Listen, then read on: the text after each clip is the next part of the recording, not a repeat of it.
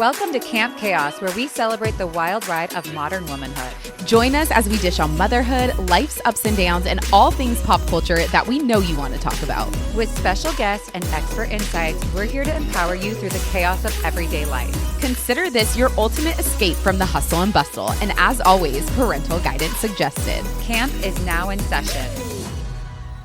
Dr. Nick, functional medicine doctor and chiropractor, welcome to Camp Chaos. Thank you. We're so excited to have you.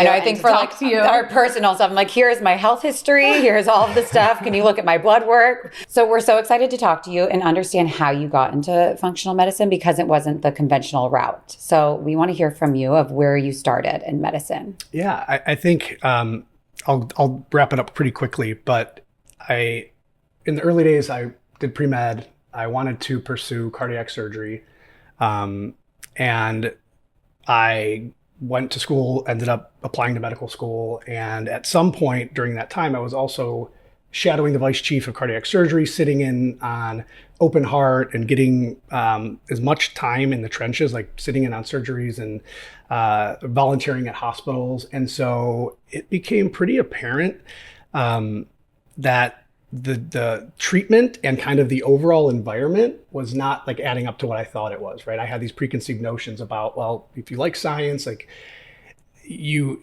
would think you get into medicine for your love of science and then you get to stay in it for your love of healing. Mm-hmm. But it was pretty clear that that wasn't happening. So I ended up kind of pivoting and going down kind of an entrepreneurial pursuit, and then got into investment banking for about 8 years, knowing that eventually I would come back to healthcare in some way, shape, or form.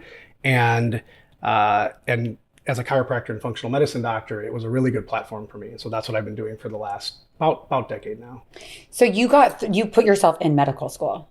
I went to pre-med undergrad. Pre-med undergrad. And then I was taking the MCAT, applied to go to medical school, and was at that juncture of like, okay, you're going to be all in or not. And I just really couldn't get behind it. I was a little burnt from school. I double majored, triple minored. I was doing a lot of credit hours, taking classes during summer. But it's just, there was probably a little bit of like divine GPS in there, just knowing who I am at the core, because it wouldn't have been at that time, people weren't doing integrative medicine. They weren't doing functional medicine. It was very much like hocus pocus probably back then. Yeah. Oh, you couldn't. Like me and Dr. Mark Hyman, all these guys who are, Dr. Jeffrey Bland, who are just figureheads in the functional medicine community, they were kind of fringe. Mm-hmm. And they didn't get a lot of, they weren't invited to the dinners. And I feel like until social media came around, that really gave them a platform of people being interested in hearing these, from them. Did they actually have this big voice now in what functional medicine is? Yeah, I think you're right. There needed to be a venue or a platform for people to be able to start talking about what it is and educating doctors too, because there's are very potent power structures in place that want to keep the status quo, and that want to keep this 500 mile per hour train that's not getting the outcomes that I think as patients we're all interested in, kind of just full steam ahead. Well, I was on that train, I feel like. And I think it's just, you just stay on this train, because I didn't really know that there was anything else. And you put a lot of trust in your doctor. I just thought this is the way I've grown up. This is how everybody lives. Everybody goes to their primary care doctor and you do what they say and you take whatever they tell you, and that's it. Right. And when I started hearing the term functional medicine, I'm like, what the hell is that? So what you're saying, like what's this hocus pocus stuff? And I think until I actually tried it, which I am currently in, and I am loving it, you don't really understand. So maybe for people who don't know, like, what is functional and integrative medicine? Yeah, I think even before I go into what that really means, I think if you distill it down at its core, it's helping patients get to the underlying issue. That's at its core, right? But if you want to really expand out from there, it's this interconnectedness of all of our systems, of our lifestyles, of our communities, of the inner work that we're doing, our awareness, like that's all can be kind of packed into that. But really, why we need functional medicine is because I used to call like allopathic medicine, and I have family in allopathic medicine, and there's great people in allopathic medicine, but I used to call it the disease sustaining enterprise. And to your point, there's all this trust packed into the, there's a lot of prestige in becoming a doctor. And with that trust comes but also gaslighting and things like that. And who is sustaining this disease process, right? We as patients are in kind of complicit in this, and the doctors are also maybe not really talking to their patients about or fully recognizing what their role in the machine is, the medical industrial complex machine. And then so I changed it because people I think are confused to the covert disease subscription model. Because everybody's like, oh, I have healthcare. No, you have a $10,000, $12,000 insurance plan that covers you throughout the year to go get your annual visit to get your prescriptions refilled. You're part of a big business. It is big business all the way, and we are more connected than ever, but we have less time.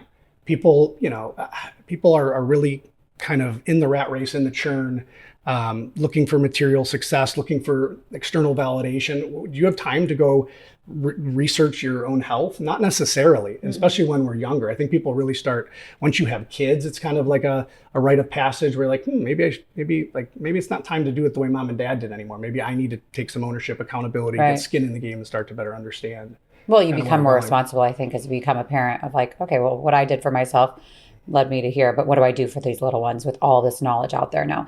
And I do think that we all become like our own researchers. Yeah. And we all, like, I go to the doctor before I went to my functional medicine doctor, and they said, oh, do you think you're Dr. Google? I'm like, well, kind of, yeah. Because there's so much information out there. Is there something wrong with it? But I do find it so interesting that like holistic medicine and holistic healing is really just like, when you think of the word holistic, like it's just treating the body as one and not different parts of, you go to somebody for, head and neck, you go to an ENT, you go to, a cardiologist. Like it's actually looking at your body as a whole system and one functioning body. Yeah. But I find it so interesting that like we glorify these specialists and we put them on a pedestal. Yeah. And instead it's like, let's look at what's happening fully in the body with environmental diet. I mean, so many doctors don't go to school. There's, I think, how much nutrition taught at It's very little. I think, 90% of all medical schools, because they're funded by pharma, it's the conditioning stage. It's locking you into that devil's bargain that, we talked about that podcast, but that devil's bargain that looks at, we have a system that keeps us sick. We have food that makes us sick. And right now we have most of our regulatory bodies are captured, and we know they're captured because the same, when Bayer is acquired or merges with Monsanto, whose glyphosate and Roundup is basically like they paid out $11 billion in fines for non-Hodgkin's lymphoma, and then Bayer is a medical treatment that can treat Hodgkin's lymphoma. It's a scary marriage. So now you're marrying those really together. Scary marriage. But most people aren't recognizing that. It's just, no, I can't question these authority figures and fallacies of logic. Whenever you start like relying on authority, that's a pretty slippery slope. Yeah. It goes demonic in a sense. So I do feel like so many of the ways that these are impacting people is more so women, and I don't know if that's just because Taylor and I are women and that we care more about our health, or if it's like you look at it and we're destroying as a world right now, or as a nation, however you want to call it. It seems like we're destroying the two things that I know we talked about this podcast of what gives life, soil, and women. So let's get into hormone health. Yeah. And really understanding like what this impacts to our hormones as women. Definitely. I think to your point, I think you could probably chop that up a couple different ways. But like men having these high testosterone levels, it kind of gives us a hall pass. Like it gives us for example, you have to look at women in different stages of their life when you talk about hormones. And it has to be precision and personalized, right? If you start your period or your cycle at 10 years old, it's a little bit different if you started at patients that come in who didn't start their period until they're 22, right? So there has to be some credence paid to like what's going on in that individual's life. And then once, like when you're fertile, like evolution is like propping women up. It's giving you, you are at the center. If the mom isn't doing well, it has a domino chain effect throughout the household. Mm-hmm. Like it just does, And so with hormones, we need to understand that like right now you have low cardiac risk potentially, unless there's other genetic reasons, right? You have low inflammation. So as you start to venture into perimenopause, menopause, it's very telling, right? Because your estrogen starts fluctuating very crazily. And so you get this discordance between estrogen and progesterone, which can bring a whole host of symptoms. But as those hormones start to come out, you actually surpass men. You go from like not having heart issues to your 5x like cardiovascular events. And in all cardiovascular events, in 50%, you know what the number one sign of a cardiovascular event is, or the initial symptom? Nothing. Fatal heart attack. Oh. So yeah. So when you make that jump, and I think it's really important to talk about this, because a lot of my boomers too are really confused, and there's all this controversy in bioidentical hormones and how should they test, and their doctor told them their hormones are all over the place, or it's normal for being postmenopausal. That is all lip service. Like there's always something that you can be addressing. And I think that we need to be better about educating women so that they can be their own advocates and get the answers they need, pick the doctors that are going to help them. I've kind of charted my path by finding mentors like Dr. Bramley, Dr. Zinkoff, all of these female, I have about 8 or 9 of them, and I'll share that list with you. But they're all women who, through their own trials, tribulations, experience in medical school, naturopathic school, have come to this idea of like, maybe I need to use this peptide. Maybe I need to do bioidentical hormones, and so they've kind of trailblazed that path, and now they're sharing it to these larger communities of women.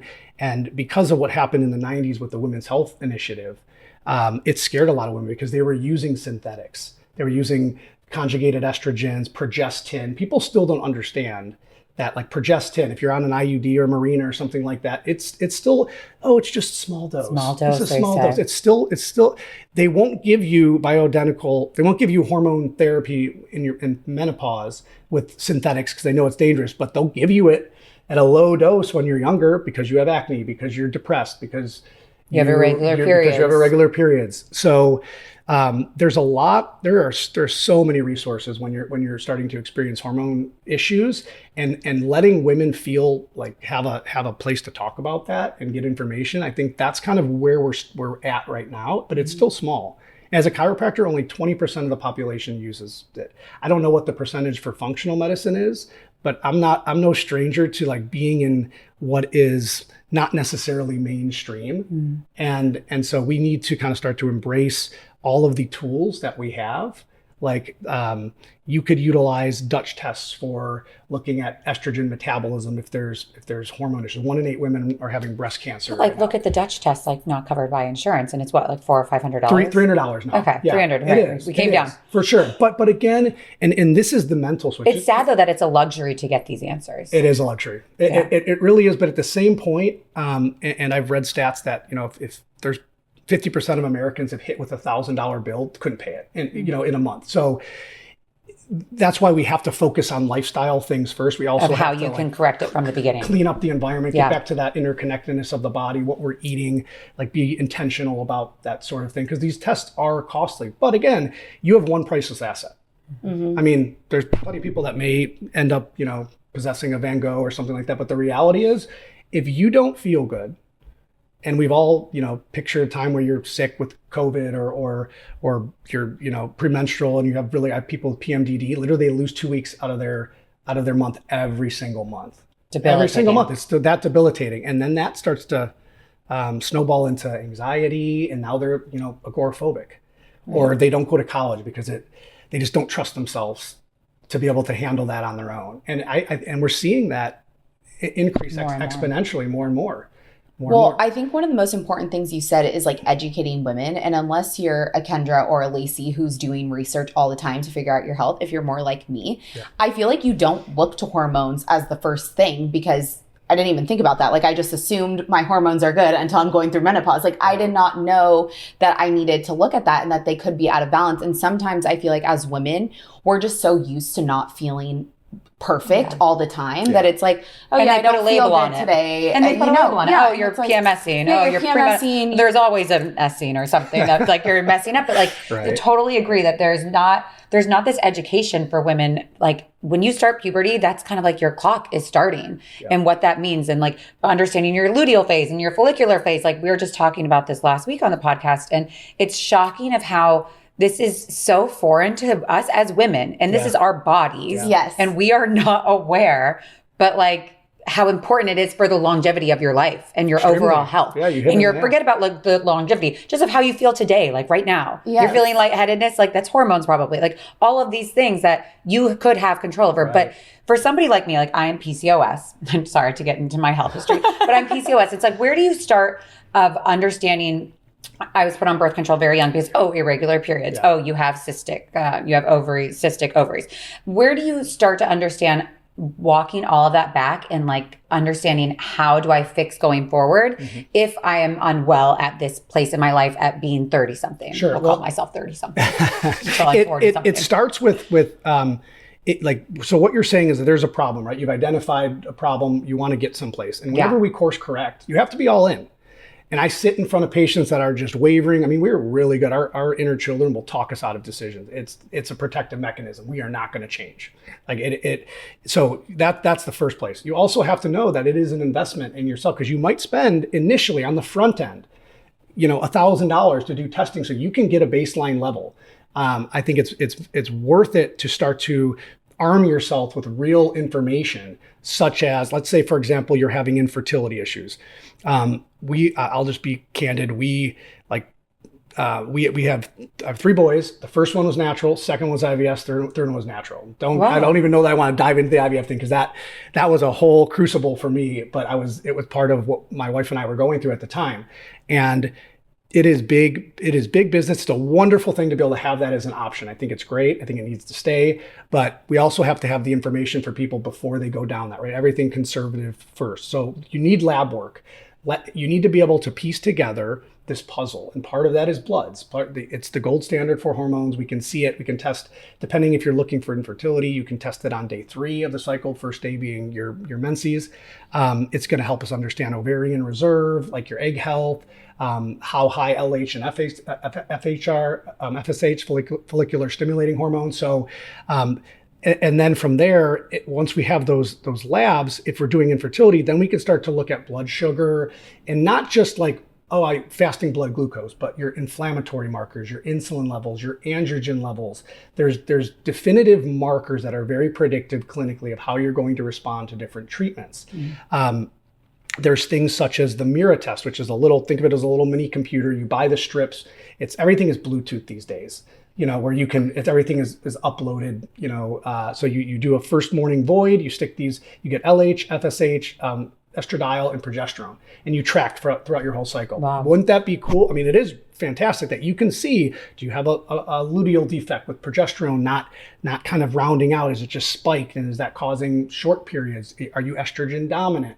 So they're starting to have these resources, testing resources. That's a $200 investment. It'll give you a month's worth of testing, so you can really see like where is your cycle, what's going on there. It's wild that like everything you're saying, basically you need to be as invested in your health as what you believe your doctor is, but even more so. You do. But you also need to be able to trust somebody to geek out on blood work with you, because like everything you just said, like, yes, I've had all that tested. Yes, I could like maybe tell you some of my results, but I don't know what that means. So you need to have somebody that you fully trust, because when you go to the doctor and say, I need a blood panel, they do a very basic blood panel. Am I right? It's generic. You're lucky if you get the nurse practitioner calling you back, telling you that everything's unremarkable. Yes.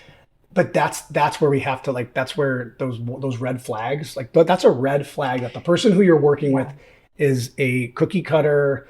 Like, they're not really interested in helping you get better. Well, I just heard the other day on this podcast we were discussing that you have to get your medical records, you have to like basically sign your life away and sign it like almost like you're notarizing a document, like, give me my medical records, and they're your records. They put up barriers. There are, like, it's illegal, but the process is slowed down. I mean, everything is very intentional when it comes to keeping us in the covert disease subscription model. It's hiding in plain sight, right? These sorts of conversations, though, I think they really do have a profound effect. If you get 1, 2, 3, 4, that sometimes turns into 100. Like, there's this tribal environment with women. Like, the masculine is meant to, like, that energy is meant to be able to hold tension.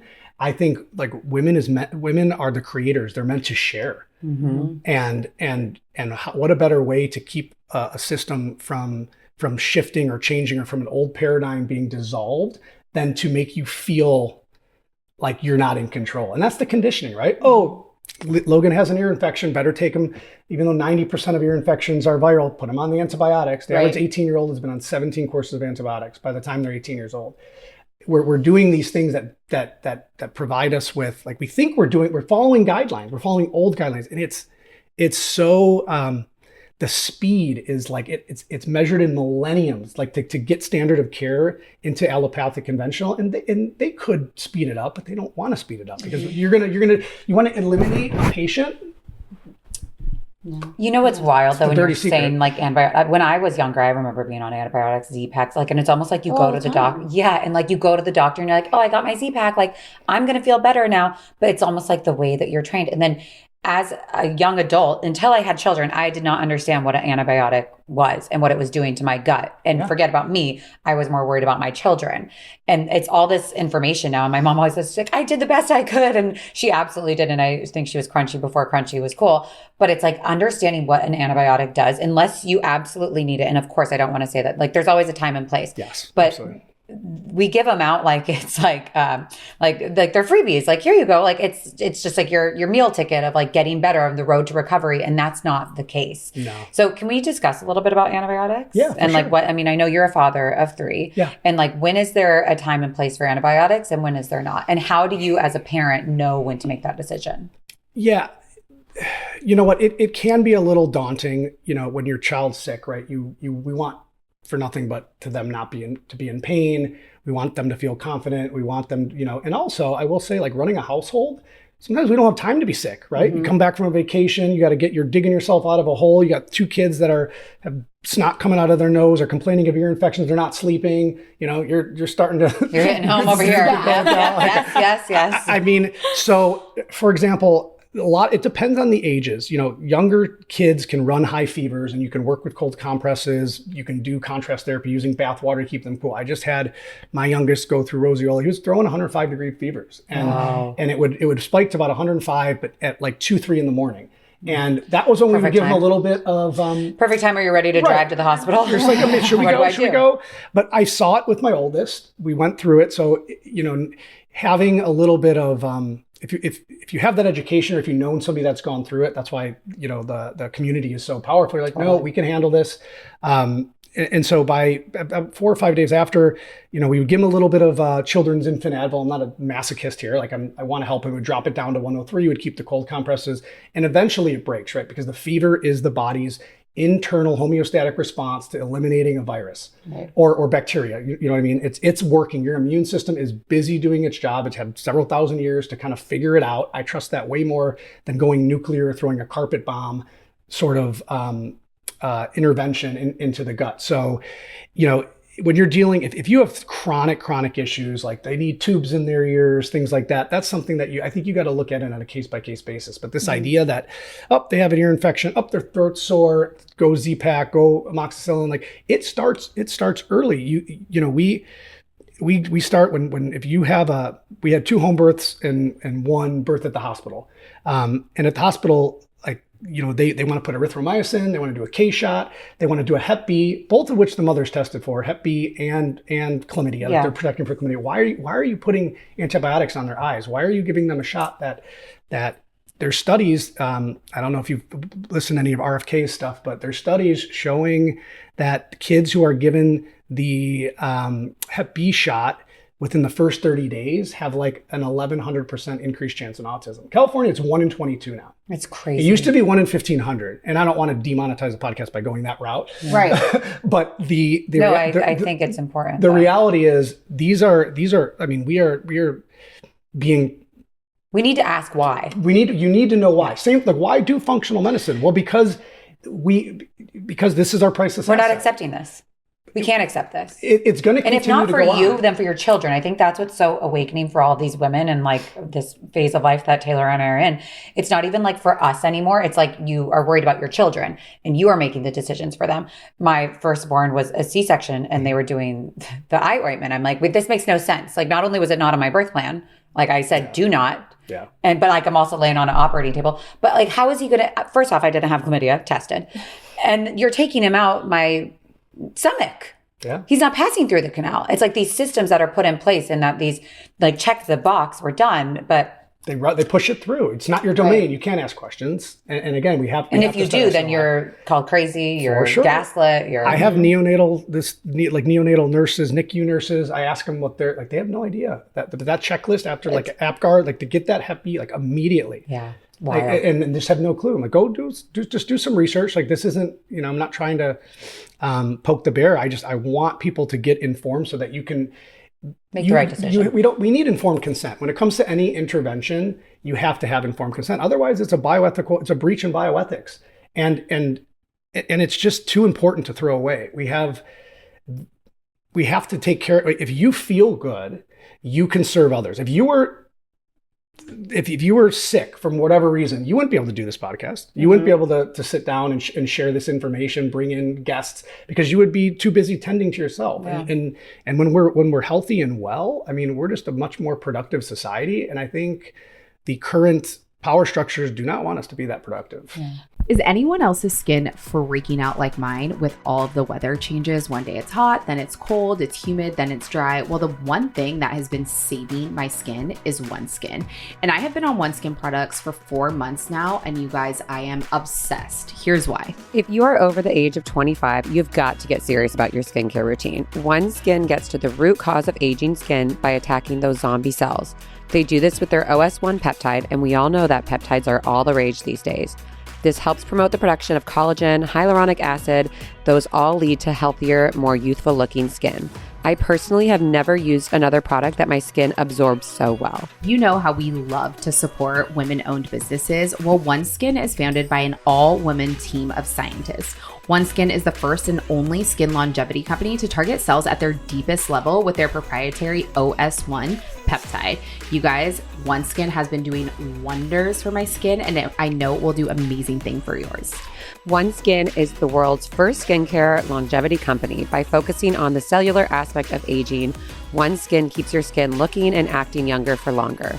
Get started today with 15% off using code CAMPCHAOS at oneskin.co. That's 15% off at oneskin.co with code CAMPCHAOS. After you purchase, they'll ask where you heard about them. Please support your show and tell them we sent you.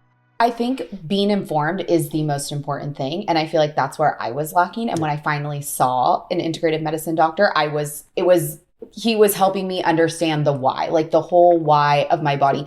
This is going to sound so horrible, but like I didn't even know that my gut was like so connected to hormones or like any other part. When I first went into him, assuming I had autoimmune because of what I was feeling and I was in postpartum, he was like, you need to deal with your gut first.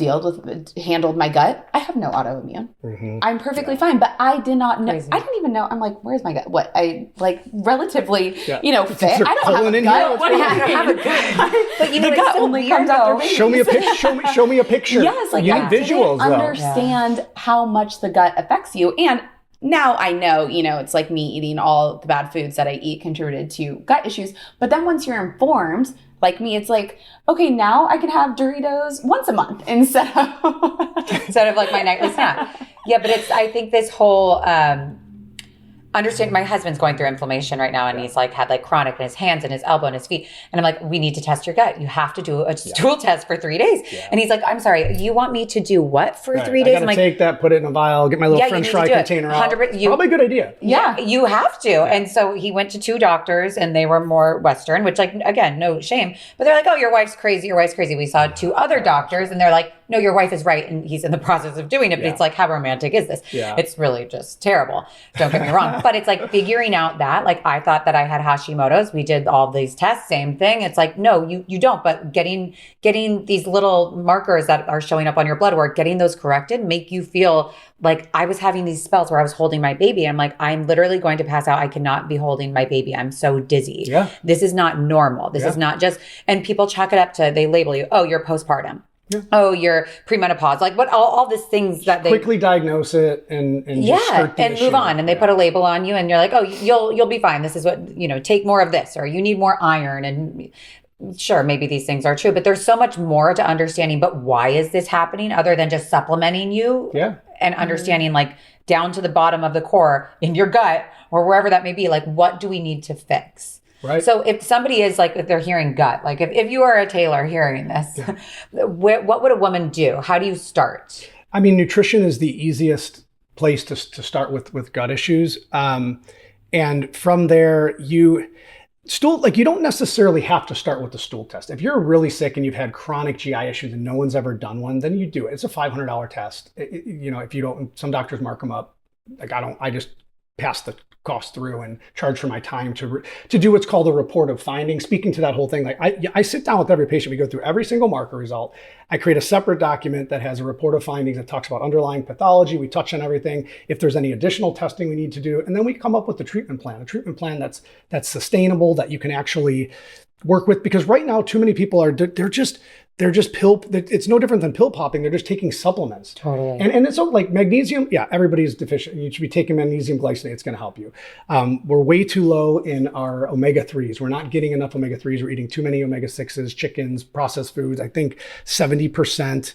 74% of what we eat is processed. That's added sugar, that's refined grains, and seed oils. I heard that seed oils are they calorically, that's what we consume the most. Oh, I bet. Something that was made Well, for engine lubricant. Yeah, the infant formula is. I mean, that's scary too. It is all connected from the time. Like, not everybody has good milk supplies. I have patients that do everything right and still underproduce. They're drinking coconut milk. They're taking all the supplements. But like there's hormones going in, there's antibodies. That is information. Like, not to get all poetic, but everything when it comes to the gut, it is cellular language. Food on the molecular level is a language. It's speaking, they're antigens. It's speaking to, our gut is lined with something called dendritic cells and these little toll-like receptors, like deciding, do we need to create inflammation or are we cool? Like, is the gut intact or do we have invaders coming in? And that's where autoimmune typically. That's a really good way of explaining it. That helped me. I'm like looking like little minions right now. Yeah. You got your little bouncer with the stick, the turnstile. There we go. There's a club going on down there. There's a club. Are we being invaded? Yes. And then at the same right, food, like, and this is where we miss. Again, I like people to think of like what's hiding in plain sight, right? Because food is also celebratory from an emotional standpoint. Yeah. It's nostalgic. In some ways, food is very therapeutic. And so it's this amalgamation of kind of what nutrition is first. Mm-hmm. You might need to increase your fiber, but if you do it too fast and you have SIBO and you have dysbiosis, that just means like the good bacteria are either over proliferated or you don't have enough good. Leaving your gut too fast. Yeah, there's just, it's like, that's a very intimate connection with our outer world, but it's actually not in our body yet, right? When we eat, it's not in our body till we absorb it.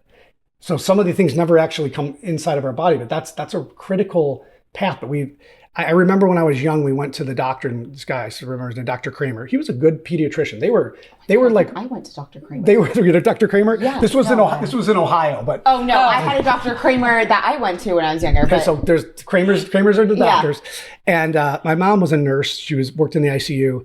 And she was reading something about how H. pylori can cause colon cancer, if it overproliferates after 30.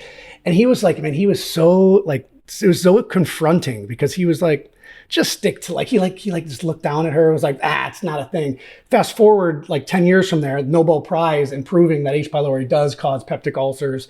And so that's the general sentiment that even here's a person who's studied, who's taking care of people in life or death, but they're not given the latitude to make a suggestion about what could be causing the problem, what could be at the root, what could be the underlying issue. So you definitely, for gut, you want to start with nutrition. A stool test can be really good, but if your hormones aren't right, your gut's going to be messed up. You're going to have constipation. You're potentially going to have issues with the migrating motor complex. That's just what helps things move.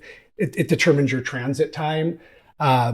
You could have heartburn and things like SIBO. SIBO got a lot of credit, got a lot of attention a while ago, but people are kind of forgetting about. What is SIBO? SIBO, small intestinal bacterial overgrowth. Okay. So to speak to your gut, you have a couple parts. You have your small intestine that connects to your colon, and there shouldn't really be bacteria in your small intestine, but when it gets there, we eat sugars and things like that, and it breaks it down or converts it. Our gut, the bacteria in our gut are an entity all to themselves. That's our intrinsic pharmaceutical factory because it takes pomegranate, coffee, polyphenols, all these things that are in our food, the antigens, that cellular language, converts it to other molecules that then circulate throughout our body, tell our brain to be depressed, tell our brain that to be happy, heal the lining of our gut, keep our prostate from growing too big as men. Your brain and gut are connected. That's the first brain. Like we call it the second brain, but in reality, like when you look from an evolutionary standpoint, the gut is really more our first brain than our second brain. Because it tells the body what to do. It has such a domino effect that there's something wrong there. So nutrition for sure. When you say nutrition too, like I would love to break that down. Yeah, because I know. Don't go through my pantry. Like I try to eat healthy and for my kids, but like, and my whole thing is like, I probably shouldn't have a pantry. Like, right? You should have like maybe nuts and like, but a very limited pantry. Yeah. But understanding what nutrition is like and processed foods, I think that that's really scary for women because when we go to the market, it's like you shop through the aisles. It's like, no, shopping around the perimeter is probably the best idea. Better yet, go to farmer's market.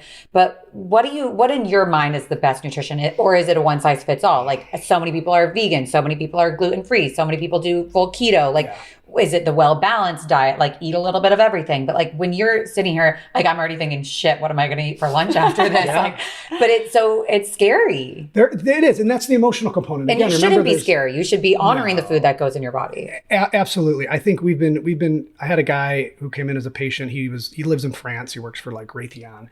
And he was telling me how he came here and his wife sent him to go get some cream cheese. He goes, there is 17 cream cheese options. Because when I'm in France, I have 2. Whole fat, like reduced fat cream cheese. And so part of it is we are inundated with all these options. Totally. The more we can pull ourselves out of that lens and be like, what did we do 100 years ago? Because 100 years ago, 50 years ago, we didn't have this autoimmune. We didn't have 74% of people being obese. We didn't have 50% of our children being obese or having diabetes. So it's like we cling to these like, these little celebratory, these are avocado chips, like avocado oil chips, which is fine. Like I'm not a big believer in all things are good in moderation, not when the environment is tainted, not when the well is poisoned. No, you have to actually, what is good for me? Like absolutely. And for the most part, that is, if you have a histamine issue, that it might look a little different. If your cardiovascular profile is one, maybe keto can be good, like to cycle it in. Mm-hmm. So that's where you have to find people that can help facilitate those recommendations. Make a meal plan with the shopping list. Go off of your blood work. Help you iterate. Use the lab work. Sometimes when I work with people on one-on-one, like 12 months, we'll do like a 10-day paleo, a 7-day vegetarian, a 2-day water fast. Like the first, like we have a month of we're playing around with food and seeing how your body responds, how you like it. Is it really hard for you? Are you fat adapted? Do you do really good are you break down carbs really well? Or are you more, do you do better with fats? So, I mean, the rule of thumb really is just remove processed food altogether. You can people reset their metabolisms all the time by sticking to like fish and like red meat, which gets villainized and demonized all the time. I'm such a big red meat eater. A fruit and a vegetable, eggs, like these things aren't the basics. It's extremely the basics, right? And it's regular raw form. Yes, for the most part. Yeah, for the most part. You have to avoid the processed. Like we're breaking our body's metabolism in a way that when we're born, it knows how to partition fuel. Right? It knows we don't need to store too much adipose tissue because that's inflammatory. But when we start overeating, and it's like a calorie is not a calorie as much as they want to tell us that, right? An orange is not the same as a soda, like the amount of sugar. Mm-hmm. It's 2 completely different things. It affects our hormones differently, your hunger hormones, your satiety hormones. So we just get back to the basics, and you have to be consistent for a little bit of time for the metabolism to shift back into a new set point. Yeah, it won't be 3 days of eating a certain way for you to be like, all right, this didn't work. Open the Cheetos. For sure. I think we have we kind of let circumstantial happenings change the way we eat. It's an easy like dopamine hit. Totally. And I think even looking at like how I am with my kids, like I hate saying this because I'm guilty of it, but like the reward system of like, if you do this, you will get that. Like, or we celebrate like desserts or sweets, or like we glorify these certain foods when it shouldn't be. Like my son is both my kids are really good eaters, but he eats salmon with the skin on, and I like pride myself in that. Like he literally will eat the salmon. Yeah. And I will tell people that in front of him. And the other day he said to me, Mommy, I don't like that anymore, because he doesn't like me making a big deal of it. Oh, but Like, so I'm like, oh my God, I need to rework everything. But Backfire. it's like, here's my little 2-year-old, almost 3, like understanding like this connection with food. And, I'm celebrating it. But like, he's like, well, why is this such a big deal? But like, if you show him a cupcake, it's like, what do I have to do to get that cupcake in front of me right now? But from a young age of what us as mothers have as an impact for setting up these kids for life. Yeah, no, I mean, and it's the modeling we do as parents, right? I mean, my kids play soccer and they do snacks after, and normally I'm just like, can't have that. Like, I'm like, we'll do something at home, and it's the granola bars and the Doritos, and these things that are not, they're just not food. They're food substitutes. It's Frankenfood, and but there's a balance, because you don't want your kid to go to a play date and then open and see Taylor's pantry with Doritos and be like, I'm going to gorge myself and binge eat that, because that happens too. Yeah, exactly. You're exactly right. And that's where you can use some of these like slightly lesser evils, alternatives to kind of give them some There's of that. Great options. And you're just modeling it for him. Like, my kid is the annoying one that's like, oh, are those carrots organic? When he's at like a play date, and of course the mom will like share with, he asked me if my food was organic. I didn't know, or you know what I mean? But like, he's like, is there an appeal sticker on that? For sure. Is Bill Gates touching that apple? Sure. Is this the old apple cider vinegar? Right. Well, I think also with your gut, you realize like once because I did a gut protocol reset thing, and then I like didn't crave the bad things that I was craving anymore. Like, it's so crazy once and I act as if I was like, hoarding Cheetos all day, every day. Like, I was not doing that, but I'm just saying, like, once I did the gut protocol thing, it was just like, I didn't want that anymore. Like, my body didn't tell me that I wanted it, but once you're eating it all the time, your body's like, give me more. Give me more. Yeah. It's kind of scary. Your once your metabolism is like off kilter a little bit, that's where it starts to get momentum. We start to eat things that we know we probably shouldn't be eating. But there is an emotional attachment to food. It's like we're ingrained in that. It's from like we look forward to sitting down and participating in, and by all means have some sourdough bread if you're not a celiac, right? Like if you're non-celiac gluten sensitive, there's different distinctions. A lot of people, we're not eating the same wheat we used to eat, as from the motherland. And a lot of this stuff is desiccated and sprayed in these chemicals that's probably what's causing the issue. It's some combination of genetic predisposition, allowing the lining of our gut to become permeable. They call it leaky gut. There's leaky gut, there's leaky liver. We just need to, it takes time. It's a daily event at being a good steward to understanding your most important investment, your priceless asset. And part of it has to be like having a beginner's mind and not just being like, oh, whatever, they eat that way, that's ridiculous. Just like, no, when do I feel the best? And sometimes, if you go off-roading and you're driving and your car's covered with mud, like the mud doesn't bother you, right? But if your car's pristine and a giant bug smashes into your windshield and it's just, bug guts all over the place, you're like, you have to clean it, right? So we need to get back to a place where we're even able to pick up on some of these small symptoms, so you can know, oh yeah, that's probably my, I need to eat more consistently because my blood sugar, I threw on a CGM for 10 days just to see. What's a CGM? Continuous glucose monitor. Oh, okay. Just to see, like, what does my blood sugar do? Yeah.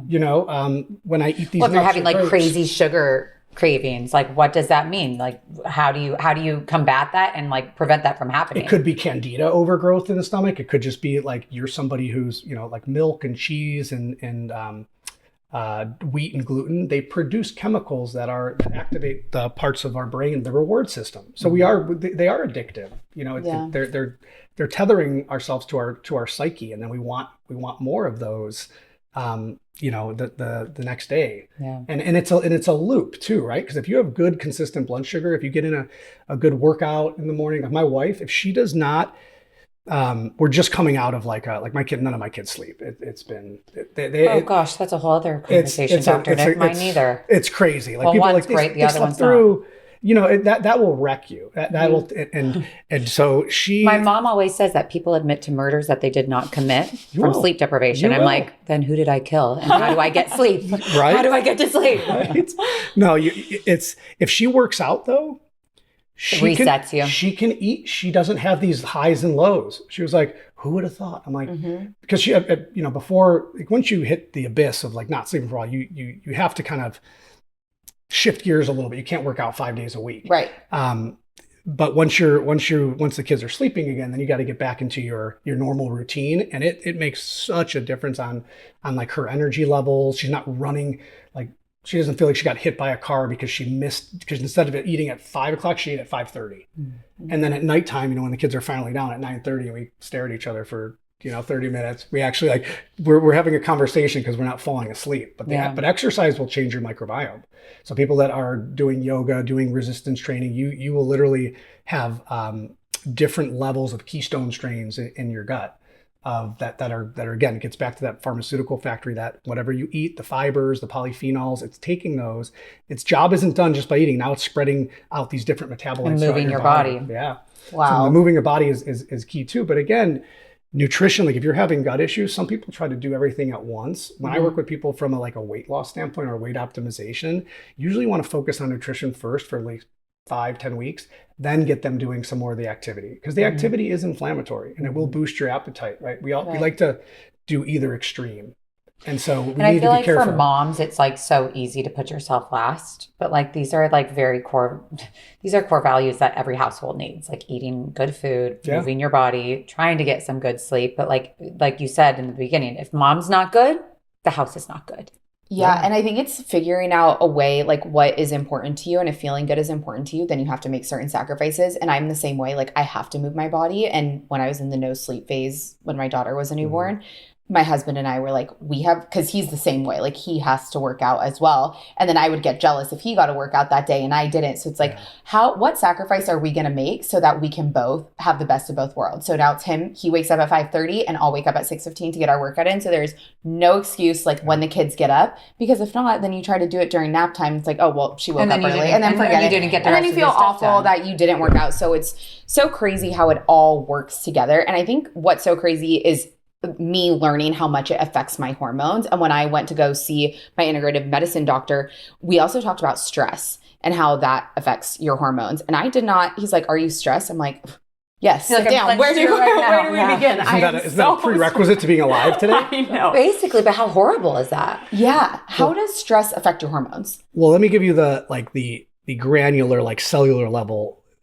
You have like hormones are circulated through the blood. They go through the cell membrane and they bind to receptor sites, sometimes in the nucleus, because a hormone is very powerful. It changes your genetic expression for days at a time. It's like flipping on a light or running your dishwasher, but inside the cell. And so cortisol has an extremely high affinity for these receptor sites. So if your cortisol is just, you go get it, let's say you do and your cortisol is your stress hormone. Stress hormones coming from the adrenals, the glucocorticoid. We numb out to our stress, so it can be really high. But like when you wake up, there's something called the CAR, cortisol awakening response. It's meant to be high. It's meant to get us up, get us moving, getting our day started, make sure our kids aren't, running around the house while we sleep. But it's really nice to have 4 cortisol. You usually do like a salivary 4 test. Dutch does 4 urine tests, so you can see your rhythm, because you want your cortisol rhythm. It should be higher in the morning, kind of peak, and then start to drop down so we can sleep at night. But cortisol goes into those receptor sites and it just grabs them all. So here's testosterone looking around, here's progesterone trying to get to these receptor sites, and it can't.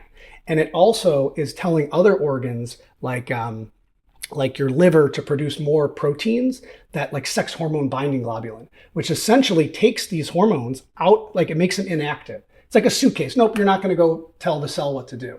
So there's multiple things happening at once with that. And similar to like when you do a full thyroid panel, because thyroid is extremely important for metabolism, and it's butchered when it comes to like how we care. And women have the most Hashimoto's and Graves'. It's just, especially after pregnancies, like your reverse T3. If you're stressed, your body's taking this free T3 that's meant to like boost your metabolism, give you energy, and it's converting it to an inactive form. It's like, nope, we don't really. We're kind of having a tough time. We're not going to just. And then you get Hashimoto's. We're not going to use all these resources. The Hashimoto's is typically, it's not always a gut issue, but remember we talked about the turnstiles. Sometimes our body, they put out an APB on such and such protein that it sees, and it just so happens that the COPCAR, the antibody that catches that same intruder, also damages your thyroid. So it's molecular mimicry in these antibodies. It's so similar that it's also attacking your own tissue. They call it loss of immune tolerance.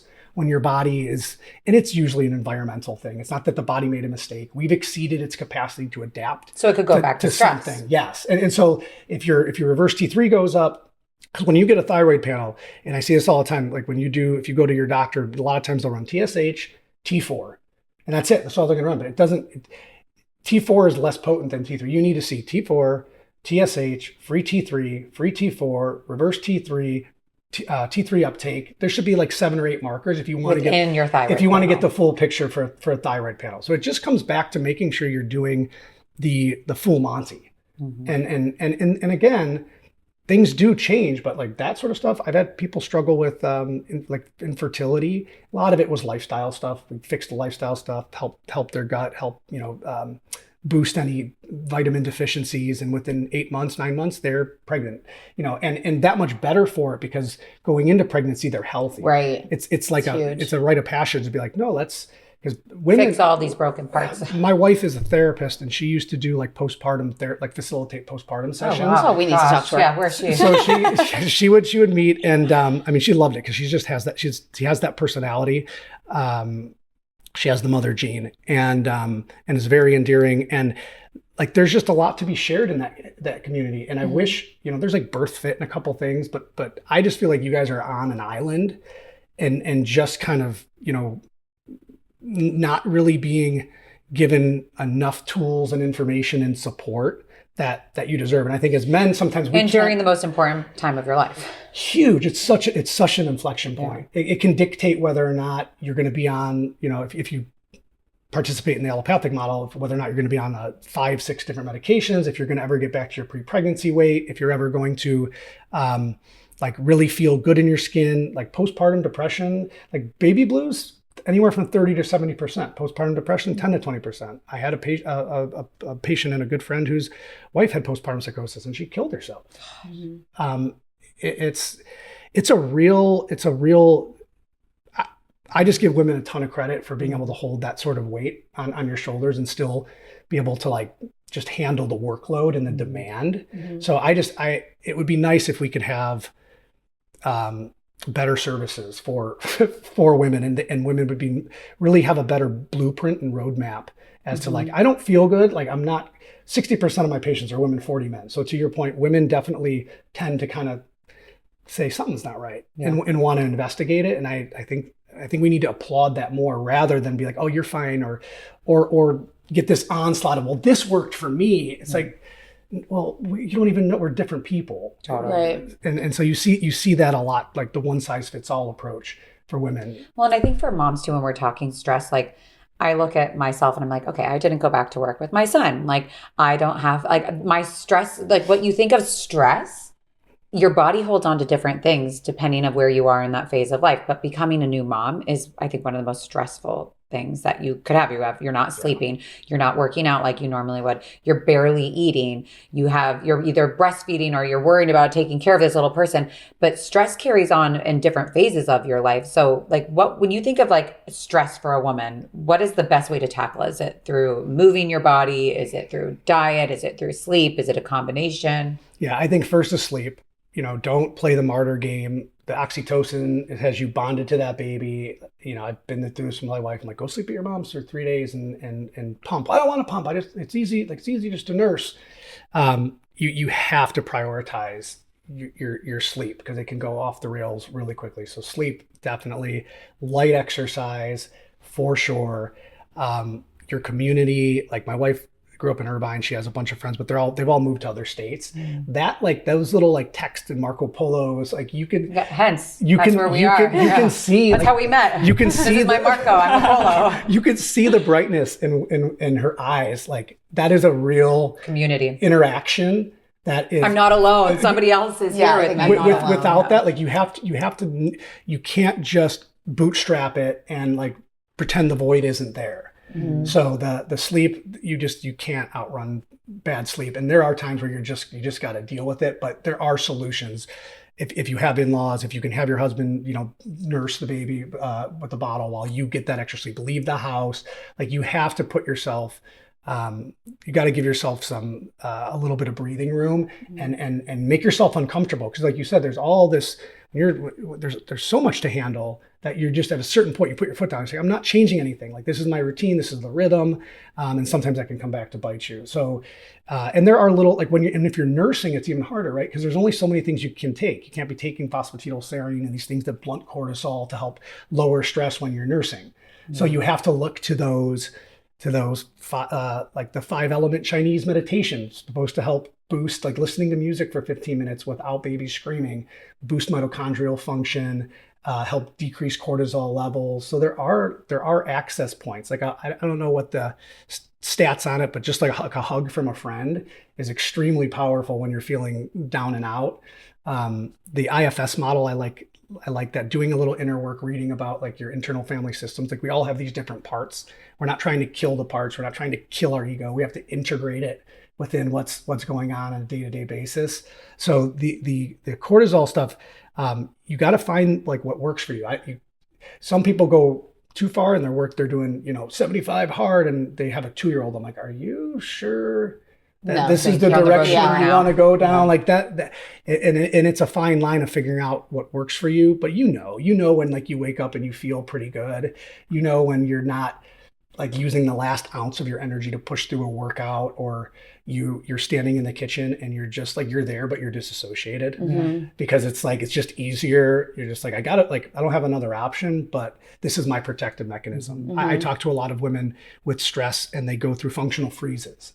So just being able to have awareness around functional freeze, your nervous system, right? There's fawn, freeze, fight, and flight. And if you catch yourself overthinking something, chances are you're probably in a dysfunctional fight or flight or freeze or fawn.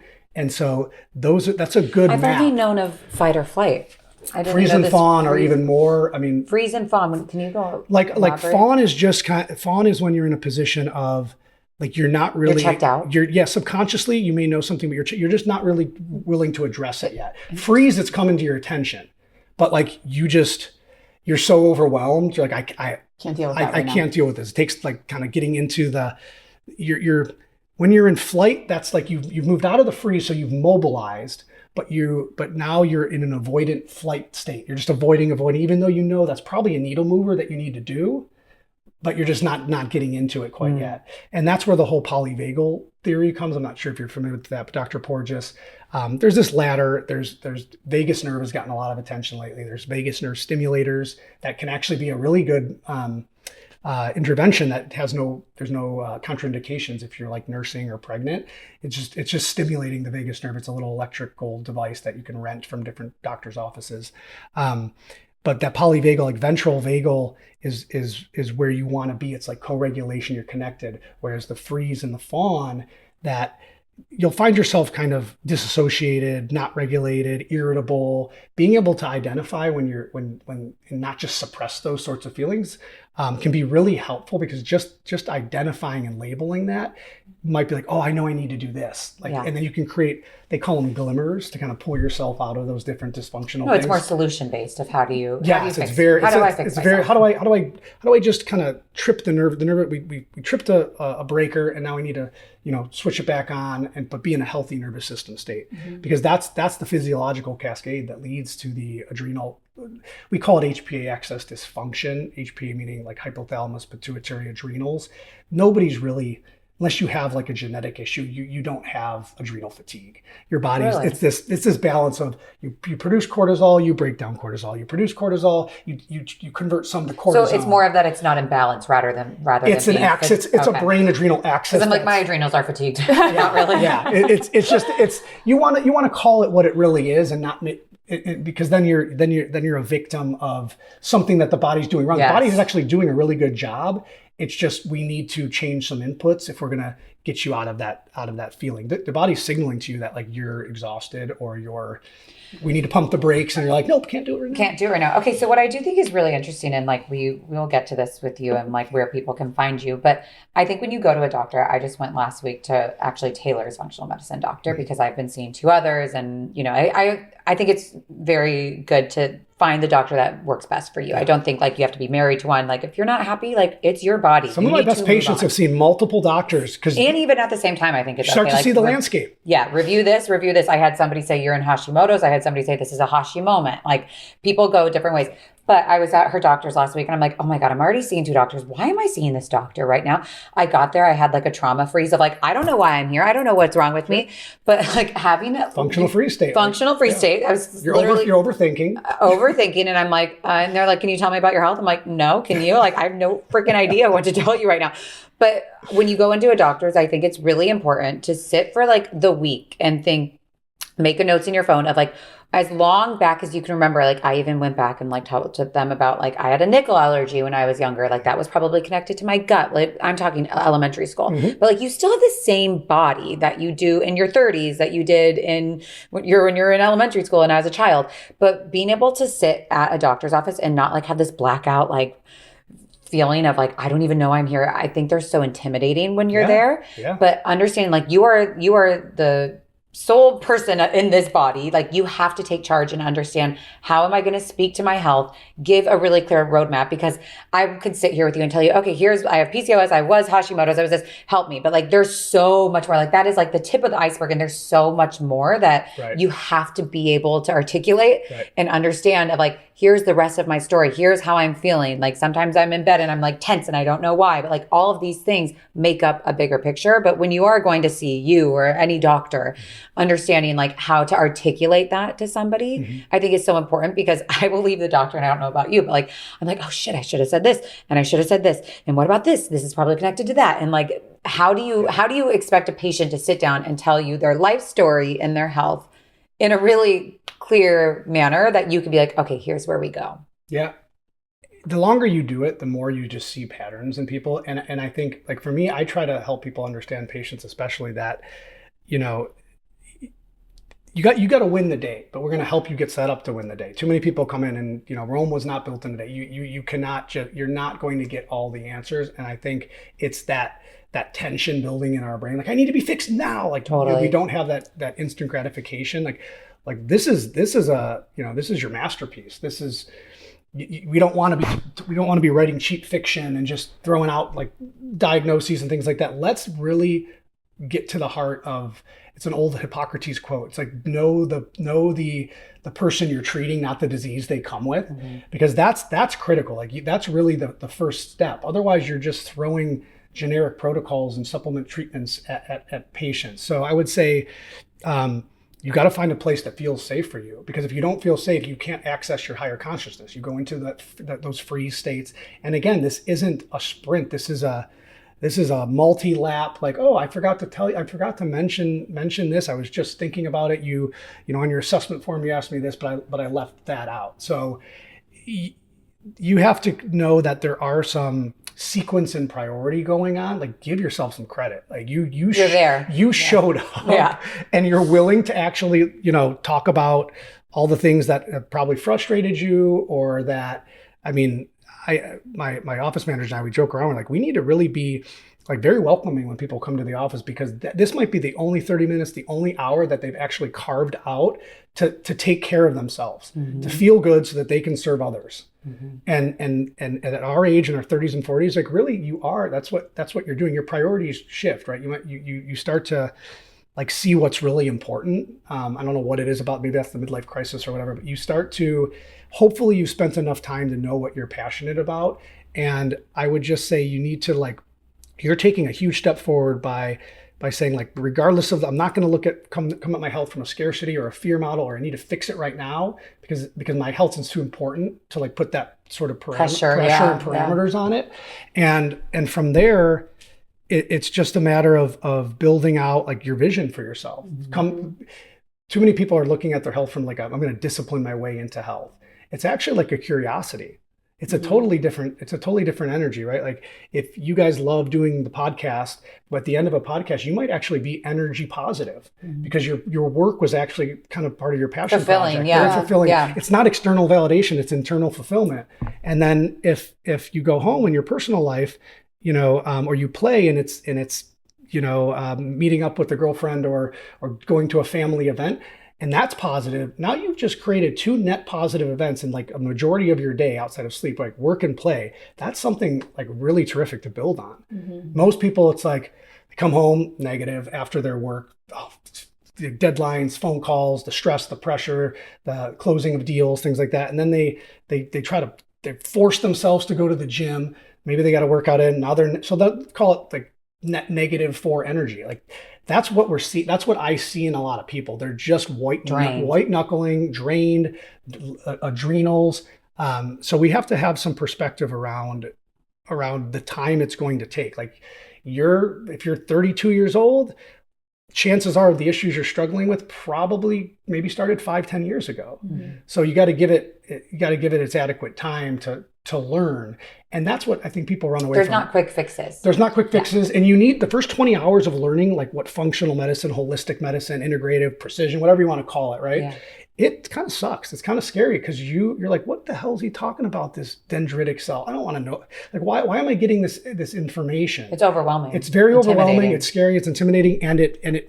But it's like anything. If you decided to start doing Brazilian Jiu-Jitsu, or if you decided to start magazine or a journal, it's tough initial, like starting a podcast. Did you know everything? Did it feel kind of hard? Is it starting to feel easier? Probably. No, it feels fucking hard. No, it does. You haven't made it out of beginner's hand. No. I think that is the thing with functional medicine is you learn that it is going to be a long process. It's not going to be the quick fix, but you're finally going to get to the why of why you haven't been feeling well. And I think it's so important. Now I feel like I can speak to this confidently, but like really taking the time to invest in yourself and be informed about your body. And then you can make those decisions moving forward. Like I said, even with the Hep B, with your kids or whatever, you can parent your kids differently because you understand your own body. Therefore, you can understand their body. So I just think if you have not seen a functional or integrative medicine doctor, you need to go see one because changed my life. And hopefully, like, gone will be the days that it's like functional integrative medicine and just like called medicine. Right. Yeah. Right. What a concept. Sure. Well, like functional medicine is still kind of considered alternative or complementary. They try to mix it into like call it integrative. But no, it's not. To me, finding some sort of chemical in nature and then refabricating it so you can create an intellectual property and call it a pill, that seems like alternative medicine. Yeah. Whereas eating real food and making sure that like where your meat or your vegetables came from, that seems like regular medicine, right? Mm-hmm. Just like music is medicine, movement is medicine. It's